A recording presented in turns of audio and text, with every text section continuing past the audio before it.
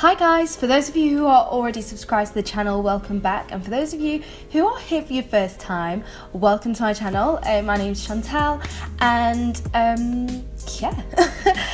today I'm going to be taking a bit of a break from my last few videos. Have been kind of skincare, makeup, kind of more inclined, and today we are going back to my America talk. So if you guys remember at the end of last year, I kind of spoke initially about my transition from England to New York, a couple of questions that people had asked me, and I told you guys I was going to come back and do a part 2. So today's going to be a bit more specific about the actual program that I'm doing. I'm going to talk you through my application process, and yeah, just give you guys more of an idea of kind of the step-by-step of how I actually came out here. Just in case any of you are thinking of doing it, the deadline is on the 30th of March if you wanted to come in August, so make sure you have your pen and paper ready if you need it, I don't know, just in case something useful might come up. And obviously if you do have any other questions, do let me know. So to start, the program that I'm doing is called the Mountbatten program.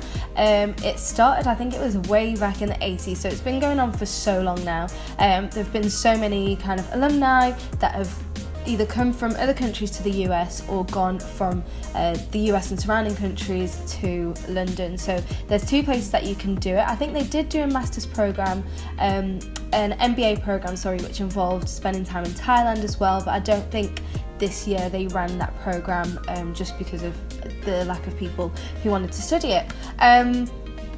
But yeah, so I am studying a postgraduate certificate in international business, and that's in partnership with the University of Chester. So you do study and work as well full-time while you're here. So for me, I worked 9 till 6, Monday to Friday, and then I had class on Tuesday evenings. So if you do the master's program, you do have some classes on a Saturday as well, and it could be Monday to Wednesday, I think it was the dates that they did.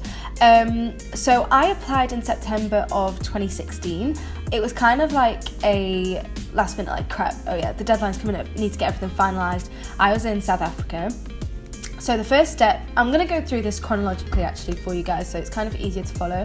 Just as a disclaimer, I'm not making this kind of for Mountbatten. They have no affiliation with my channel. This is literally just for me wanting to do something for you guys who have asked me questions about it. So it's kind of just so you know, like, that I'm going to be upfront about everything. Like, I'm going to be as honest as I can with you guys.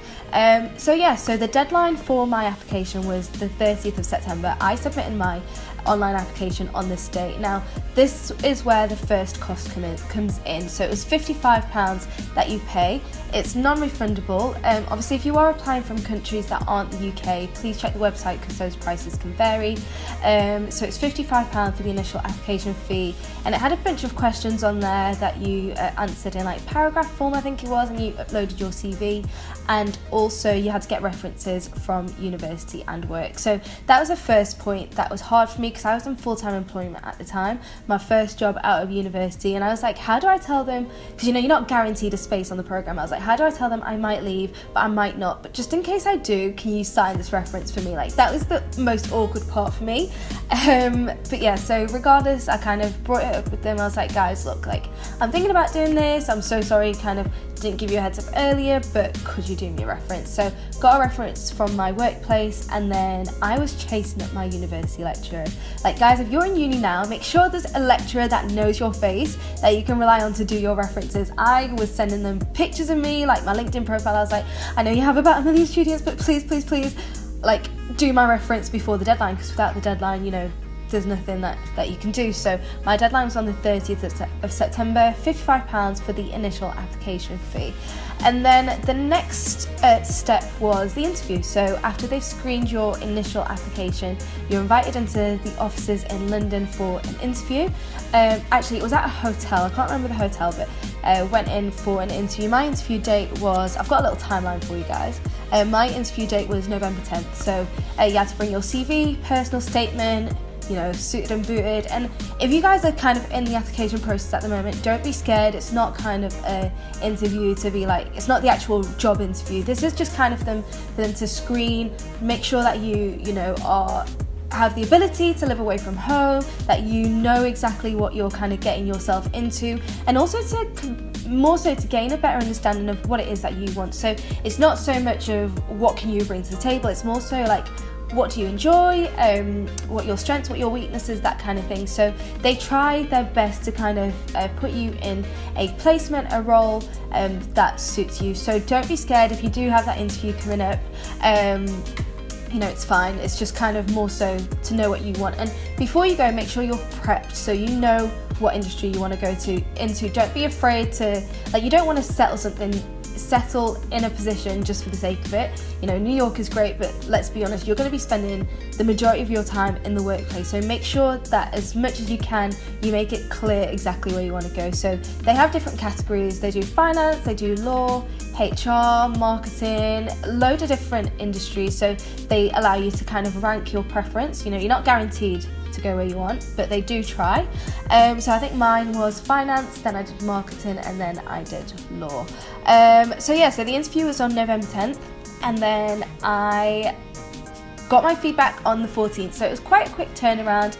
And during your interview, they talk you through your CV and personal statement and give you kind of tips on how to improve it. So after you've been accepted, then you have to resend them your CV and personal statement with the edits that they have suggested, and then that is when you pay your initial £600. So this is the acceptance into the candidate pool.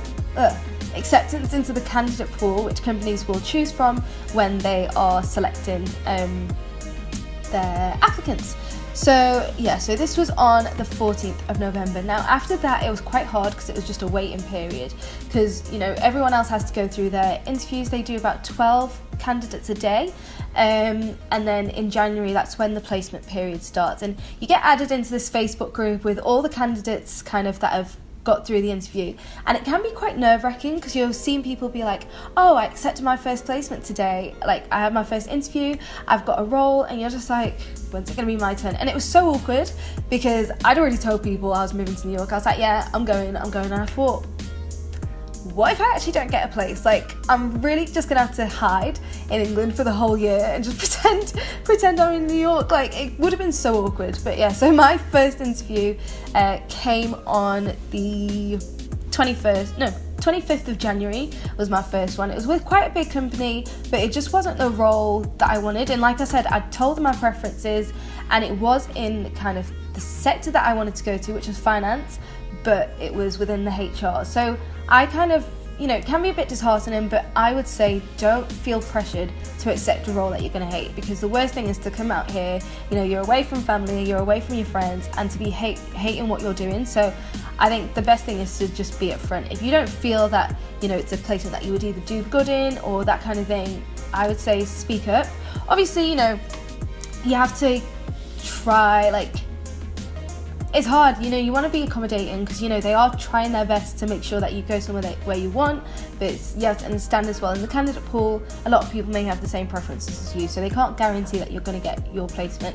But yeah, so my first one was in HR. I think that was probably because my background was recruitment, so they probably thought it aligned, but just for me personally, it wasn't a area that I wanted to go into, so didn't get that role. And then my next interview, I can't lie, I'm gonna be honest with you guys, don't take my advice, I'm not trying to condone it, but like I told you, I'll be honest, my first interview I didn't try because I didn't want it, and I felt bad because it's like you do feel that pressure to say yes to your first placement because you're thinking, what if I don't get anything else, everyone else has got theirs, what if all the crap jobs are left? And yeah, I honestly didn't do as well as I could have on the first one, which is not good. But yeah, no, don't take my advice. Like, it's not advice even, just don't follow my example. And then my second interview came a lot later. It was the 21st of February, so this was just after my birthday. Everyone seems to have roles. I was like, wait, I'm meant to be leaving in a few weeks. I have a month notice period at work. How's it all gonna kind of work out from the placement? So fortunately for me, that second role was the one that I got, and then I kind of started the visa process from there. So so far, just to recap, we've paid our 55 application fee, our £600, our 55 initial deposit, 55 application fee and 600 initial deposit. So at the point that you then accept your role, that's when you either pay the rest of your fees or you pay is it 25%? Because you can get a postgraduate career loan with Co-op, the cooperative bank, or you could have paid it in full yourself. So you just send them kind of an invoice, let them know which method of payment you'll be using, and then it was onto the visa process. So you have to wait for a while for Mountbatten to get your host company to sign your visa documents before you can book your interview. So they have to sign, I think it's a CVIS form, and that's the basis of your J-1 visa, so you can't do anything without it. I received my visa info on the 1st of March, and then the visa fee was £129. That's the CVIS fee, it's non-negotiable, you just can't, there's no way of avoiding it. And then my appointment was on the 8th of March, so it's literally only a week later. Went to the embassy. Mountbatten, the good thing is Mountbatten provides you all of the documents that you need kind of to secure the visa. You just have to make sure you print everything, have the passport photos that you need, that kind of thing. And my visa was approved on the same day. So literally, I think before I even got back from London, I was told that my documents were being processed and they'd be shipped. So then I received my visa, I think, a few days later. That was on the 8th of March, my appointment. And then I think I received my documentation on, let me check, I would have received it on the 11th, so literally a few days later. And then I flew out on the 15th. So literally, you guys can see the turnaround from that placement, the 23rd, from my interview even on the 21st, and by the 15th of March I was in New York. So it's super quick. You know, the initial process takes a while, from like your interview with Mountbatten and then your job interview, securing that. But then when it happens, then all of a sudden it happens so quick. I had to hand in my notice I think I handed it in on the Thursday, and my last day was the following Thursday, I think it was. But my job was so good with it. They were so understanding. I know not everyone will have that same situation, which is unfortunate. But yeah, it can be such a quick turnaround. So that was a quick kind of run through the actual application process. I've got to say, you have to give them a medical statement as well, just to say that you're fit for the program, kind of, for your health insurance sake. But yeah, so that's kind of the application process talked through. I just don't think I can fit this in one video. I'm going to do a video with my housemates actually before I move out, so that you guys can see who I was living with and find out a bit more about the living situation. But just briefly, you do share with someone. It's weird. It's the weirdest thing you'll ever do in your life, because some of you haven't even ever shared with siblings at home, never mind sharing with complete strangers. So I just want to be honest with you guys. I told you just have to be prepared. You may be lucky. My roommate was amazing. So you arrive and you're sharing a room with someone. Most of you will be either in a large double or a small double. So if you're in a large double, you share a bathroom with whoever's in the single. So the flats have 3 rooms, one large double, one small double, and one single room. So if you're in the large double, in the large double you have your ensuite, right? Yeah, in the large double you have your ensuite, and in the small double you share a bathroom with the person in the single room. And after 6 months, there is an opportunity to move into your single room if that's what you wanted. Some people get on with their roommates, or you might, hopefully make some friends that you want to live with, and so you can just have that move around before the next intake comes in. I chose to stay with my roommate because I live at home. Don't get lost.